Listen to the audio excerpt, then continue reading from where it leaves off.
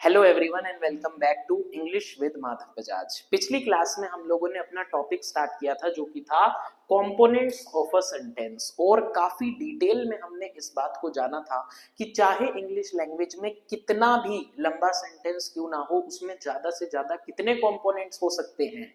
4 components हो सकते हैं, जो कि है सब्जेक्ट, वर्ब, ऑब्जेक्ट और मॉडिफायर। आज हम उसी टॉपिक को थोड़ा सा आगे लेकर चलेंगे। पिछली क्लास में मैंने आप लोगों को काफी एम्फेसिस देकर एक बात समझाई थी कि किसी भी सेंटेंस में ज्यादा से ज्यादा कितने कंपोनेंट हो सकते हैं, 4। मैंने क्या बताया था कि ज्यादा से ज्यादा कितने कंपोनेंट हो सकते हैं, 4। तो हमारे मन में एक बहुत ही वैलिड क्वेश्चन आना चाहिए, जो कि ये है कि मैक्सिमम से मैक्सिमम 4 हो सकते हैं, तो क्या इससे कम में काम चलेगा? क्या इससे कम में काम चलेगा? तो कितने कम में काम चलेगा या नहीं, यही आज हम डिस्कस करेंगे। इस वजह से आज की हमारी क्लास का टॉपिक होगा कंप्लीट सेंटेंस। हमने ये तो समझ लिया कि मैक्सिमम से मैक्सिमम कितने कंपोनेंट्स हो सकते हैं, 4, पर बेयर मिनिमम कितने होने ही चाहिए एक सेंटेंस की एग्जिस्टेंस के लिए, देखेंगे।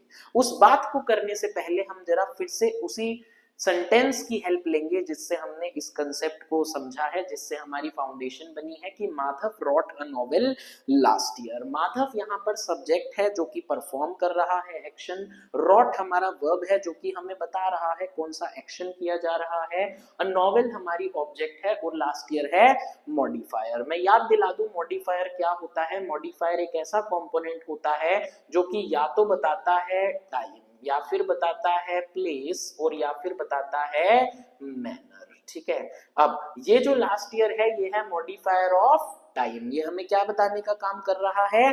टाइम बताने का काम कर रहा है। अब सपोज कीजिए कि इस sentence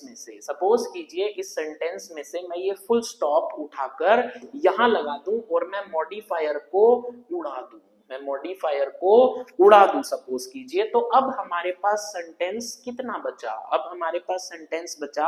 Madhav wrote a novel. अब आप लोग अपने दिल पर हाथ रखिए और मुझे बताइए कि माधव रॉट अ नॉवेल, क्या इस सेंटेंस को पढ़कर आपके दिल में कुछ कुछ होता है? क्या मतलब कि क्या अभी भी इस सेंटेंस का कोई मीनिंग निकलता है कि Madhav wrote a novel, Madhav ने एक नॉवेल लिखी?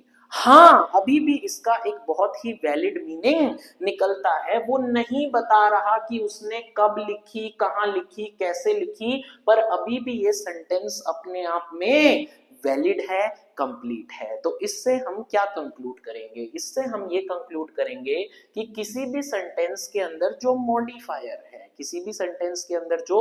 मॉडिफायर है दैट इज ऑप्शनल। वो कैसा है? वो ऑप्शनल है कि अगर मॉडिफायर है तो बल्ले बल्ले, अगर नहीं है तो भी बल्ले बल्ले। ठीक है, तो मॉडिफायर कैसी चीज है? ऑप्शनल, मतलब कि इट इज नॉट कंपल्सरी। ठीक है, सेंटेंस में मॉडिफायर के होने या ना होने से उसकी कंप्लीटनेस या उसकी इनकम्प्लीटनेस पर कोई फर्क नहीं पड़ता। अब हम जरा एक कदम और आगे चलते हैं। सपोज कीजिए मैंने ये फुल स्टॉप यहां से उठाकर अब यहां लगा दिया। क्या मतलब है कि मैंने इस बार ऑब्जेक्ट को भी आउट कर दिया। अब जरा इस सेंटेंस को पढ़िए जो कि है माधव रॉट। अब फिर से अपने दिल पर हाथ रखिए और सच सच मुझे बताइए कि क्या इतना सेंटेंस पढ़ने से आपके दिल में कुछ कुछ होता है? का मतलब कि क्या अभी भी कोई मीनिंग कन्वे होता है? जरा ध्यान से सोचेंगे।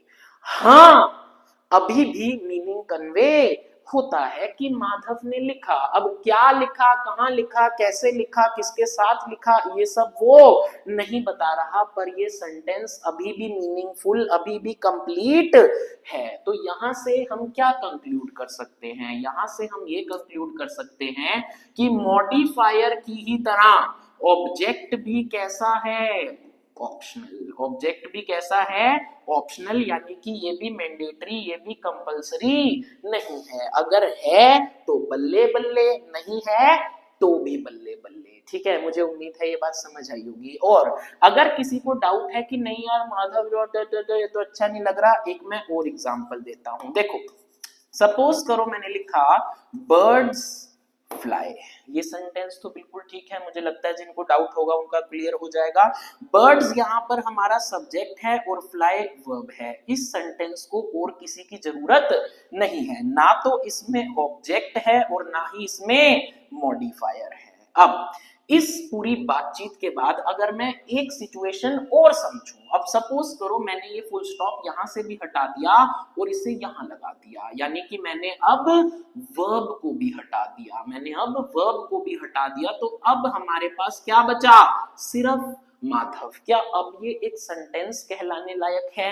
ना बाबू, ये तो सिर्फ और सिर्फ एक वर्ड है, एक नाउन है। बात समझ में आ रही है? अब इस पूरी बातचीत से हमें कंक्लूड क्या करना है? इस पूरी बातचीत के बेसिस पर हम अपना आज का टॉपिक समझेंगे, हम अपना आज का टॉपिक समझेंगे जो कि है कंप्लीट सेंटेंस। जो कि क्या है?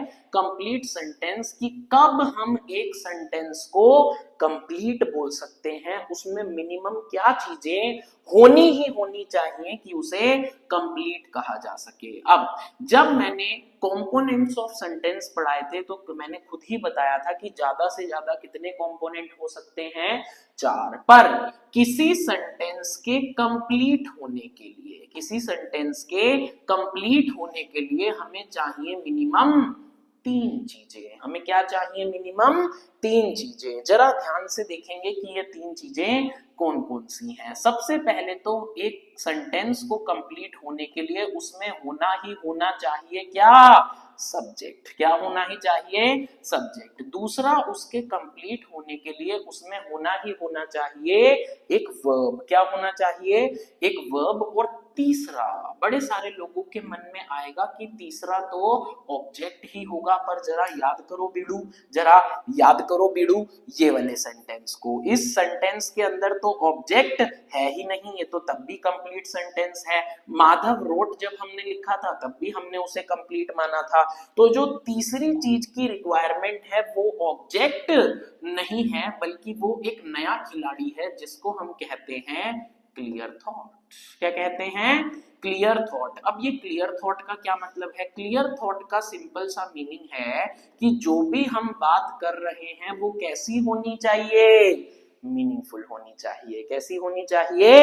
मीनिंगफुल होनी चाहिए। अब इस बीमारी का मतलब आपको जरा 2 मिनट के अंदर अच्छे से समझ में आएगा। देखेंगे जरा हम कंप्लीट सेंटेंस को चेक करने के लिए कुछ एग्जाम्पल्स का इस्तेमाल करेंगे, कुछ एग्जाम्पल्स का इस्तेमाल करेंगे और फिर हम चेक करेंगे कि क्या उनके अंदर सब्जेक्ट है, क्या उनके अंदर वर्ब है, क्या उनके अंदर सीटी है। सीटी का मतलब है क्लियर थॉट। और फिर हम फाइनली देखेंगे कि क्या हम उन्हें कंप्लीट सेंटेंस कह सकते हैं या नहीं। जरा एक एक करके मेरे साथ चलेंगे। सपोज कीजिए हमने एक एग्जांपल लिया कि मैंने बोला माधव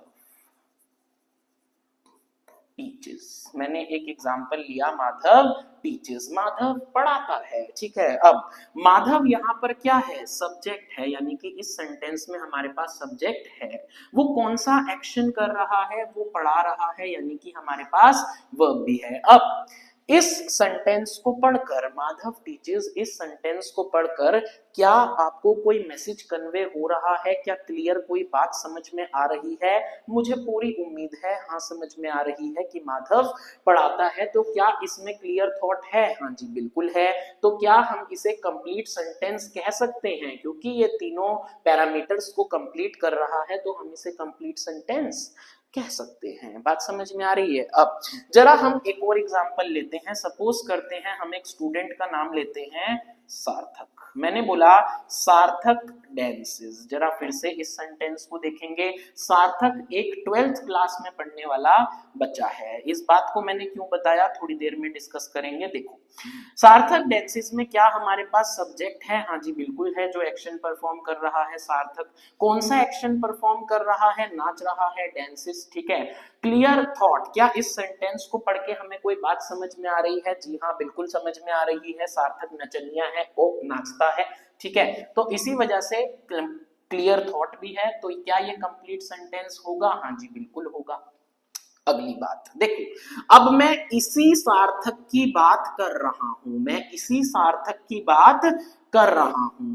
मैंने बोला कि सार्थक, ये वही सार्थक है जो 12th क्लास में पढ़ता है, फ्लाइज। क्या बोला मैंने? सार्थक फ्लाइज। क्या अब यहाँ पर सब्जेक्ट है? हाँ जी बिल्कुल वही वाला सार्थक सब्जेक्ट है।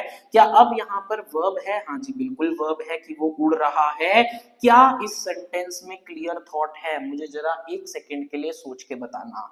सार्थक उड़ता है, सार्थक उड़ता है। अब ये चेक करने के लिए हमें सार्थक को बालकनी से नीचे फेंकना पड़ेगा और मुझे पूरी उम्मीद है कि वो उड़ता नहीं है। तो इस सेंटेंस के अंदर क्लियर थॉट नहीं है, तो ये कंप्लीट सेंटेंस की कैटेगरी फुलफिल नहीं करता। इसी चीज को समझने के लिए मैं एक और एग्जांपल देने की कोशिश करता हूं।